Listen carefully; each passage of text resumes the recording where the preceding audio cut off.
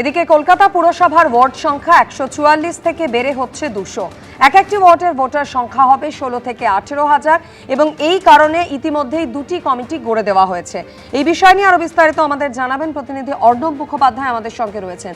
অর্ণব, যে দুটো কমিটি গড়ে দেওয়া হয়েছে সেগুলি কিভাবে কাজ করবে এখনো পর্যন্ত কি জানতে পারছো? দেখো, গত শুক্রবার এই নোটিফিকেশনটা হয়েছে যে কলকাতা পুরসভার ওয়ার্ড পুনর্বিন্যাস হবে 144 থেকে সেটা 200 হবে। এবং গতকাল পুর প্রশাসক তিনি যেটা জানিয়েছেন যে এর জন্য একটা কমিটি গঠন করা হয়েছে, যেটা 10 জনের কমিটি। এছাড়া একটি হচ্ছে বড় লেভেল কমিটি হয়েছে এবং তারা স্পট ভেরিফিকেশন করবেন। মূলত যেটা ঠিক হয়েছে 15 থেকে 18,000 জনসংখ্যা একটা ওয়ার্ডে রাখা হবে এবং যেহেতু এলাকা বাড়ছে না, ওয়ার্ড পুনর্বিন্যাস হচ্ছে, তাই বোরোর সংখ্যা একই থাকবে। অর্থাৎ 16টা বোরোর আন্ডারেই এই 200টা ওয়ার্ড, সেই 200টা ওয়ার্ড থাকবে এবং সেরকম ভাবেই কিন্তু পুরো বিষয়টা করা হচ্ছে।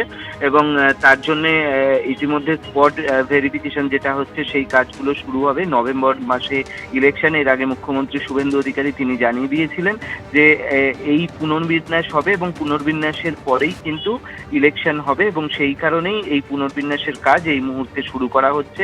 এগুলো হয়ে গেলে পুরো নোটিফিকেশনটা হবে ইউডিএমএ থেকে, অর্থাৎ পুর নগরোন্নয়ন দপ্তর থেকে এটা নোটিফিকেশন হবে যে কলকাতা পুরসভার ওয়ার্ড 144 থেকে যে 200টা হবে সেই নোটিফিকেশনটা পরবর্তী সময় হবে। আপাতত কোন ওয়ার্ডগুলোকে ভাঙা হবে সেগুলো দেখানো হচ্ছে। প্রাথমিকভাবে 56টা ওয়ার্ডকে ভাবা হয়েছে যে ওয়ার্ডগুলো যথেষ্ট বড় রয়েছে এবং সেই ওয়ার্ডগুলো ভাঙা যেতে পারে, এরকম করেই আর কি আপাতত কাজকর্মগুলো চলছে, শুরু হয়েছে। ধন্যবাদ অর্ণব।